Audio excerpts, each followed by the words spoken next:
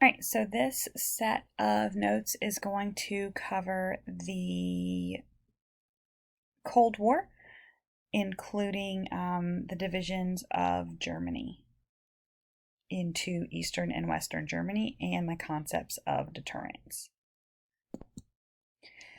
So, from 1945 to the late 1990s, the world is basically divided into half, and there's two sides. There's going to be two superpowers. And those superpowers, forgive me for my handwriting, are going to be the United States and the USSR, or the Soviet Union, right? And those are going to be split between democracy and communism, between capitalism and free enterprise, the right to having entrepreneurship, I'm sure I'm not spelling this word right, private owned business, versus a command economy system where the government runs everything. There's also going to be two military alliances, the NATO, the North Atlantic Treaty Organization, and the Warsaw Pact. These are where the United States banded together with countries like Canada and Britain and France and Western Germany to build a military alliance during the Cold War. And the Soviet Union was kind of like, oh, snap, we need one of those. And so they put together their own. I'll show you on the next slide what countries get involved. But they put together a communist military alliance. So this one's communist and this is a democracy. That's going to be the theme of this entire content, is that there's democracy versus communism. It's the West versus the East, and it's the North versus the South. So I'm actually going to go back a slide for just a second, and I'm going to draw you a compass rose, right? Compass rose, North, South, East, and West. If you take that compass rose and you draw a big line through it, right? Oh, no, that's the wrong direction. Let me try that again. Undo. Sorry, let's try that again. If you take your compass rose and you draw a big line through it this way, where you keep the North and the East and the South and the West separated, you have, these are going to be communist and these are going to be democracies. The US is in the West and the Soviet Union's in the East. North Korea is in the North, South Korea is in the South. It's going to be the same thing for Vietnam. Communism is always going to be North and East. Democracy is always going to be West and South.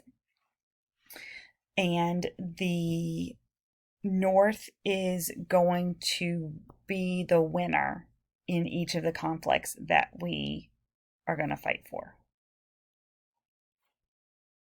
Does that make sense? Okay, so one thing that the Allies do is they get together and they decide that Germany has taken World War I and World War II, and they built up their military and they took over all of Europe, and they're the cause of these devastating wars. And as a result, the Soviet Union, at the Yalta Conference, it was the Soviet Union, the United States, Great Britain, and France, divided Germany up into 4 quarters, which they then turned into Eastern and Western Germany. And Germany, the entire continent becomes divided here between the West and the East, right? Remember our compass rose situation, right? North, South, East, West. This division line, you have democracy versus communism, right? That split is going to be the Iron Curtain, which is this concept that you couldn't really get through. The people in Czechoslovakia and Hungary and Romania really couldn't move this direction at all because there were political blockings preventing people from getting out from underneath communism. I told you about the Warsaw Pact. All these red countries here would be Warsaw Pact countries. I know it's hard to read red on red. I'm sorry about that. They're also called satellite nations. They have Soviet control in their governments. They're going to create communist Soviet governments in those countries, which worked as a buffer against any land invasions that could have been happening, that the Soviet Union was concerned about happening. So the division of Germany. the city of Germany, the city of Berlin was also divided. So if Germany was shaped like this, they split it up, and this is democracy and this is communism, right? This is Western Germany and freedom. This is Eastern Germany with communism. The city of Berlin is here inside Eastern Communist Germany. And so they divided that city up as well. So completely surrounded by communism is this pocket inside Germany, inside Eastern Germany, of democracy and freedom. And they built a wall. They armed it. They divided the city in half. And these are pictures of the wall from the 1950s and also from the 80s after the this is from the one with the graffiti. Here is the side of Germany where you're looking at the Berlin Wall from within Western Berlin, where there was democracy. And they literally trapped people in so that they could not leave out of. They were trying to trap people in so they couldn't enter into the democratic freedom side and get asylum and safety. There's also going to be a containment policy, and the containment policy is to stop the spread of communism. If you think about this cup as a container, right? It is a container, and inside here, the T is communism. Without the container, it would all spill out, right? It would all spill. And so containment is the concept that we were trying to keep communism from spreading.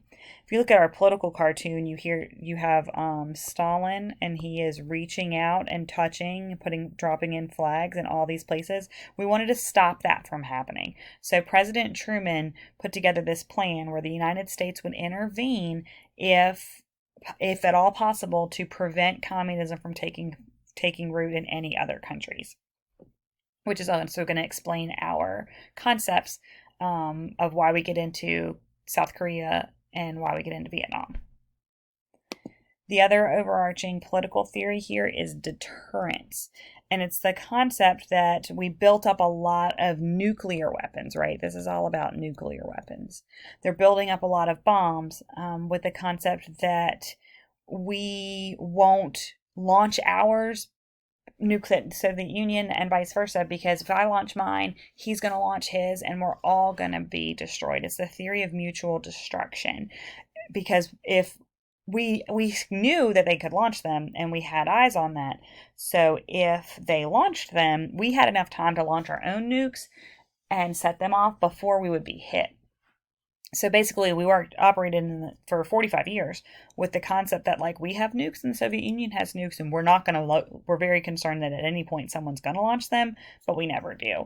This is JFK and the Soviet leader Khrushchev, who comes in after Stalin, during something called the Cuban Missile Crisis, where we found that there were Soviet nuclear weapons in Cuba that could destroy the United States, could destroy Washington, D.C. We had also done the same thing. We put our nuclear weapons in Turkey, where we could have destroyed the city of Moscow. And it was a fairly tense time because we asked the Soviet Union to remove the nukes, and we blockaded the Cuban harbor so that we stopped Soviet shipments into Cuba. We were very concerned that that would launch us into actual war with the Soviet Union. And at the last minute, the Soviets decided to push back, and they negotiated some treaty agreements. So that's what those are about. All right, as always, if you have any questions, send me an email or my message or whatever you guys need. Thanks.